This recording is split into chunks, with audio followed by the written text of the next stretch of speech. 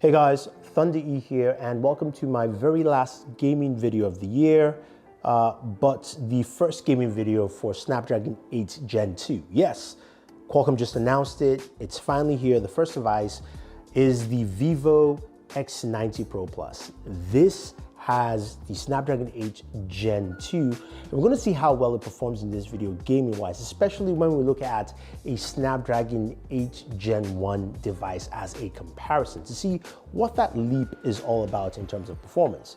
Now, Vivo has crafted a device that's really nice. I love the faux vegan leather on here. I also like the fact that the case feels exactly like the back of the device. So putting on this case here, it doesn't take anything away from the aesthetics of the device. You've got a quad camera setup here, which is pretty cool, but we're not talking about cameras in this video. I'll attach some images for you guys at the end to see what the camera's like, but if you guys want a camera comparison with, say, the Galaxy S22 Ultra or the Pixel 7 Pro, let me know and I'll definitely do that for you. Now, in terms of gaming hardware here, as I mentioned, Snapdragon 8 Gen 2, we have up to 12 gigabytes of RAM, can go up to 512 gigabytes of storage here. Our display is a 6.78-inch AMOLED display, 120 Hz, Dolby Vision, HDR10+. Again, high refresh rate is pretty good and allows you to do more on this device. So what does that mean in terms of performance? Qualcomm talked about increased performance in terms of GPU and CPU, but what does that mean? First off, let us run a Geek benchmark just to see where the benchmarks land. So for Geek benchmark, our single core is 1,478 and our multi-core is 5,110. That is quite impressive. It seems like a high number, but what does that mean from last year with the Snapdragon 8 Gen 1, so aka this year? Well, looking at the Galaxy S22 Ultra, its single core was 894. So basically that's way less than the single core for this 8 Gen 2 device. And its multi-core is 2,911 for the Galaxy, while the Vivo X90 Pro Plus is 5,110. So again, a huge jump in terms of just raw performance that we're seeing here on Geekbench, which is pretty nice to see in terms of just performance. So the next thing, of course, is gaming. How does it fare when we play the games we want to play? Now, let me just put this caveat here, guys. None of these games are optimized for this chipset. Again, it was just announced a month ago. This device is just here. Most of these games have not gone into any kind of at least adaptation for the new chipset, but what kind of performance do we get? So we're running my favorite benchmark tool, GameBench, and then I ran just 3 games for this. And I also looked at the temperatures on this device. Now, it's not indicative of the temperatures of the chipset. It's just how this device is built. Games are Call of Duty Mobile, Pubg Mobile, and of course, Genshin Impact. So when we go ahead and we check, of course, Call of Duty Mobile just to start, we can run it at a very high frame rate. And I ran 2 sessions on this game and I got 90 frames per second. CPU usage was 12%, not much of CPU. GPU was up to 40%. And resource in terms of RAM is about 853 megabytes of RAM. That is pretty nice in there. Frame rate also stayed pretty steady. There were some times it dropped down. Of course, the average was maybe around in the 80s, but still stayed pretty strong overall. So that's actually pretty cool. Now, PUBG Mobile, what kind of performance do we actually see here with PUBG Mobile? Playing at, of course, smooth extreme, we're able to get a solid 60 frames per second, which is to be expected. That's something that we tend to see. 12% CPU usage, 13% GPU usage, so which means there's not a lot of usage there, so I'm sure they can be optimized to do more. And RAM usage is 537. Again, not a lot of usage here in terms of your CPU and GPU.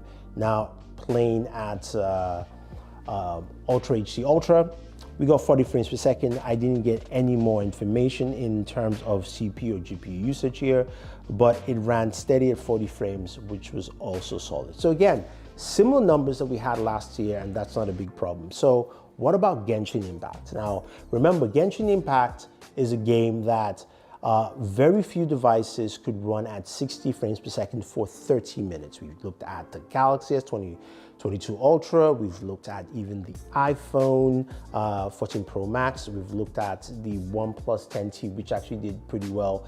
This is usually reserved for your gaming phones that have, of course, a better cooling and can stay at a higher clock rate constantly. But what about the Snapdragon 8 Gen 2 with the Vivo X90 Pro Plus? So Genshin, we played for 30 minutes and 10 seconds, and we got 59 frames per second. Yes, we got 59 frames per second on this device playing Genshin Impact. Now, in terms of resource usage, you can see here that CPU is up at 24%, GPU was at 71%. So a lot of high GPU usage, but not maxed out. So which means we could definitely run at close to 60 frames per second, which is basically 59, constantly for 30 minutes of gameplay, which is quite impressive. RAM usage was quite high though at 1569, so about 1500 for RAM usage, but this allowed us to stay at that effective frame rate quite well. So I definitely liked seeing that here. And this is not a gaming phone. This is a phone that Vivo has built around the camera, but it's running the Snapdragon 8 Gen 2. And that kind of gaming performance has me quite impressed. Now, when it comes to temperatures, the temperatures on this device, I got up to about 104 degrees in terms of temps, which is actually pretty solid. I think they've done a good job with temperatures, and also the chipset also adds to that 4nm nanometer chipset that also does a good job in terms of cooling. We saw that improvement from the Snapdragon 8 Plus Gen 1. So we're seeing that continue here with the 8 Gen 2. And again, a huge leap from the 8 Gen 1. That is pretty nice to see these temperatures. And also, Vivo's probably done a pretty good job with their cooling internally. To see what that means for other devices that are more gaming focused, or even devices that are true gaming phones, or something like the Galaxy S23 Ultra, which should be running the higher clock frequency device. Plus, once developers start optimizing their games for this new chipset, we might see more fine-tuned performance, maybe better resource management and usage all around. So I really like that. Now, the other thing I just want to add here in terms of gaming is some of the gaming features that have been included in this device from Vivo. Vivo has its Game Center or its Game Hub, where you have a couple of options here. You have performance panel that allows you to go to boost modes, basically put a higher clock speed. You can also customize your refresh rate and of course your touch sampling at high. Then you've got your game tools, and there are a bunch of tools here for voice changer, blocking notification, motion controls to put that in there, your peripheral settings, but nothing for an FPS counter. And then we've got a small window just bringing up your home screen as a window. So again, that is pretty nice, and I'm glad that is there on this device. Now, in terms of images, as I mentioned, I'm not going to be talking about images in full detail in this video. If you want to see more, definitely go ahead and leave your thoughts down below on if I should do a comparison with the S22 Ultra or the Pixel 7 Pro. Now, take a look at some of these images. Let me know what your thoughts are. But in terms of gaming, guys, what do you think of these numbers? These are quite impressive to me, especially for something that's not optimized. I am quite happy with that. So guys, if you have any questions or any comments, let me know. Otherwise, don't forget to like, share, subscribe, and always enjoy your end.